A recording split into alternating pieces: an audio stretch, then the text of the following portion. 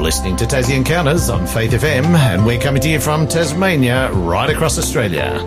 Each weekday at 9 a.m, you can hear what the Bible says about past, current and future events. You can learn how to study the Bible more effectively. You can get to know who God is, why we're here and where we're going. And you can experience personal encounters with Jesus. I'm your host, Jason Cook, and today we have David Leo joining us. Welcome, David. Thank you, Jason. Always good to be here. How are you today? I'm well. Hey, we're starting something new today. Yeah. This is called Tassie Encounters Moments. Mm-hmm. We're doing shorter episodes, and but still daily programs. Yes. So, we hope our listeners enjoy our new format. Yes. This will happen for a little while. We may well come back to the full hour-length programs, but for now, these are around about 15 to 20 minutes. So, yeah. Little tidbits. So, kindness or truth is our topic for today. We've still got our show number. Tassie Encounters show number is 0488 880891. So we still love to hear from you. Text us in and maybe ask us some questions, share feedback, claim the book offers. We still love to hear from you. Yeah, definitely. Love to hear from our listener. Yeah. So kindness or truth, what's better? What made you choose this topic today, David? I think it's the fascination with the recent, very recent US elections. It's been fascinating to me. I've been following, I think a friend sent me a clip of Kamala a while ago, probably June, July, and her, what they call word salads. And I found it amusing. You know, I thought, oh, this is cool. And I wanted to see more. And as I did, I'll tell you what, Jason, I've never been interested in US elections until 2016 when I saw the Donald Trump and the Hillary Clinton and the heat that was bringing to my friends and family and watching them argue with each other. And I thought, what is going on in USA that's making us over here in Australia and New Zealand argue over these, and it was getting intense, and so, I've been somewhat interested, since then. Otherwise, I'm interested in Bible prophecy and following, where things are happening there. And that's one of the reasons why I follow it a little bit, just to see what the world's doing and how that fits in with prophecy.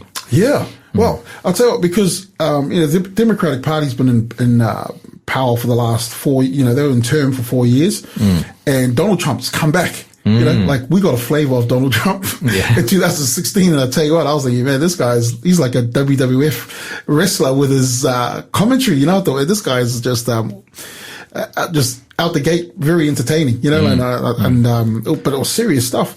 But he's come back in a different light, there's something and this is why I wanted to talk about this.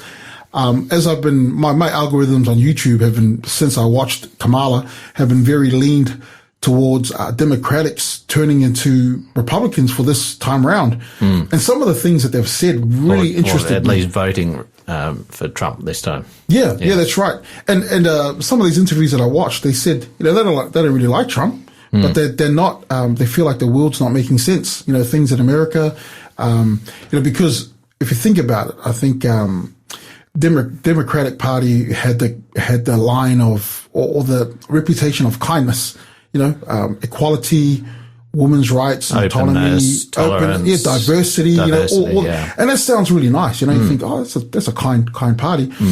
And then you have the Republicans who talk about, they hear the immigration facts, because I remember when I first heard Donald Trump and the wall, I thought, well, that's a bit discriminative, We want to build a wall. Yeah, when he said he wanted to build a wall, but when I heard the facts, I was like, oh, okay, it makes a bit more sense. Yeah, they got to address that. That's an issue in USA, And of course, they've had 4 years of where that wall very much was breached, was sort of opened up a little bit. Very much, And so this is the thing, and this is why I want to talk about it, because when it comes to relationships, I think these things are very, very important.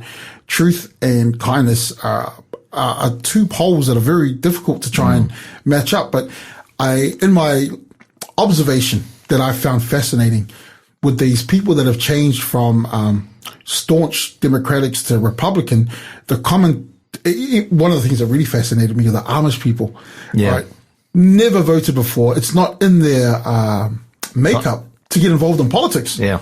But they've come out of the woodworks. I saw the videos of them driving along with their horse and carts and the flags on the back. Really, they even carrying flags. Yeah, the US flag. Yeah, yeah. And in the documentary, the interview was saying that they just felt like the left or the Democratic and the leaning of kindness had gone too far, and the country needed to be pulled back. So they felt the need to get involved. You know, so it's like a pendulum swinging. You know, from kindness to truth or truth to kindness. It's almost like kindness can lead to a situation of like anything goes sort of thing. Oh, for sure. And then too much focus on truth can lead to a lack of tolerance or a lack of compassion for people. Yeah, exactly, Jason. I mean, I'm learning more about US, since I've been fascinated with it. But even some of these states, they're called swing states. That they can flip either way. And as we sit here now, we haven't yet got the final numbers, but it's very clear that that Trump has, taken over most of those swing states. So. And to me, that's an indication. Like, I'm no super genius in politics, but to me, that's an indication that the country have had enough. They've said, no, we don't like the way the country's been going. That's right. And these interviews that I've watched, some of those people that used to be Democratic, they're saying, we don't like Trump, but we do believe he's going to take us that way because we did see him lead for 4 years and he did do what he said he was going to do. So, and here's the thing too, Jason, and this is where I want to go with this. When we get a bit smarter and we understand the environment. Now I'm starting to talk a little bit more close to home. When you understand the environment of what's happening in your relationships, in your home, in your workplace, in your school, you become smarter, And last time, I don't know if you remember this, Jason, last time when they had the Biden and Donald Trump, we had celebrities coming on. And they're all endorsing, and then all the Hollywood celebrities and things were all endorsing and saying, hey, you got to go. That happened a lot with Kamala Harris. She got a lot of celebrities to support her. Correct. But this time around, the people were already switched on. Are like, celebrities don't care about us. And so it didn't make a big impact. Correct. And I'm thinking of other strategies they used, but it just didn't work the way they thought it was going to work, and so people have picked up on it. And I do believe all of us have that sense of understanding, that we have that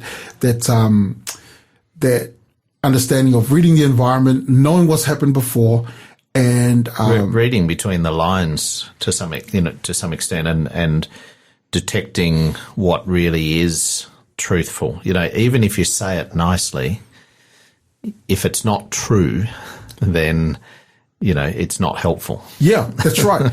And so I say this because, we've both got relationships. I want to use children, for example. I've got 3 kids.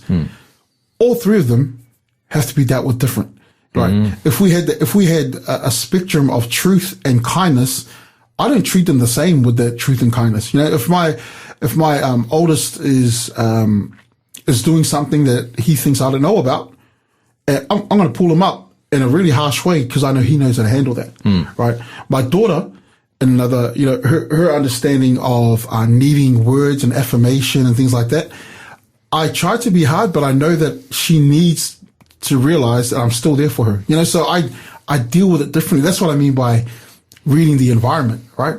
And so when it comes to being a Christian, it is imperative.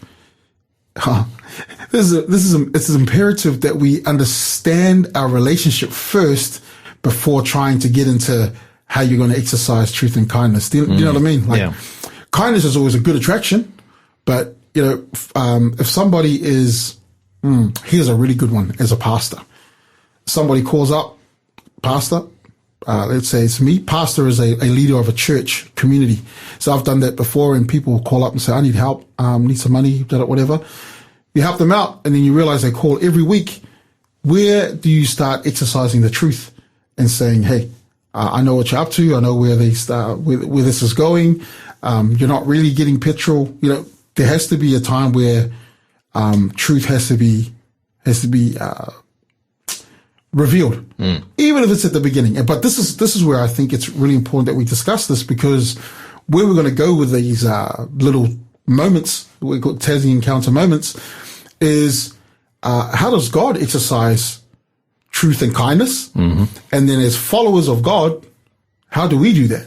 Yeah. Right. So that's what we're going to touch on that in these moments. Yeah.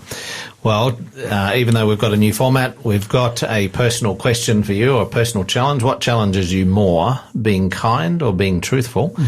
Even though this is not a live program, we can still read your messages, and I'm hoping that on the Friday program we might be able to share some of those responses. So text us in on 0488 880 891. What challenges you more, being kind or being truthful? We'd love to hear from you today. And we want to share a little bit about our book offer after this short promo. This program is made possible by the support of Adventist World Radio. So our book offer this week is called, let me just get up on the screen here, it's called Decisive Encounters, and this is by Roberto Badinas. It's a sequel to the bestseller Encounters, and this is what the summary says about it. Life is a journey full of surprises, emotions, possibilities, and encounters. Some of these encounters, whether sought or unexpected, can change the trajectory of our lives. They are decisive encounters. Jesus did not leave anyone unmoved. All the encounters with him were decisive. In this book, Dr. Robert Badinas talks about these encounters as well as their distinct nuances recorded in scriptures. The story of one decisive encounter is still missing. That is yours with Jesus. And that one is to be written by you. So text us in today, TEM01, TEM01. That's our book offer for this week, for the 5 programs this week. Text it into 0488 880 891. That's TEM01.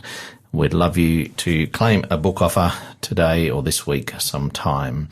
So as we prepare for our program tomorrow, we're going to be talking more, and we're going to look at the story of Jonah, how that relates to the topic of kindness and truth. So as we go out today, we pray that you encounter Jesus more. And this is Enter Line with the song Heart and Soul. Before I could stand, you lifted me. Before I could walk, you ran to me. Before I could live, you died for me. No greater love than what you've done. Before I could stand, you lifted me. Before I could walk, you ran to me. Before I could live, you died for me. No greater love than what you've done. In my heart, I will praise your name. In my soul, I'm forever changed. In my life, I'm trusting you, our Lord. In my heart and in my soul.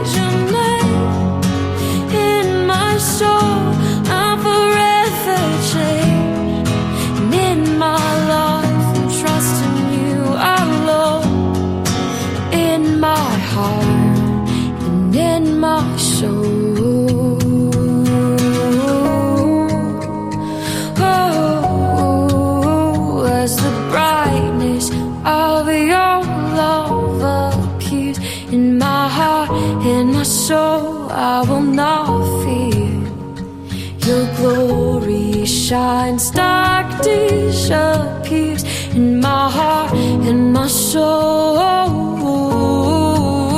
I as the brightness of your love appears in my heart and my soul, I will not fear. Your glory shines, dark disappears in my heart and my soul. In my heart I will praise your name. In my soul I'm forever changed. In my life I'm trusting you alone. In my heart and in my soul. In my heart I will praise your name.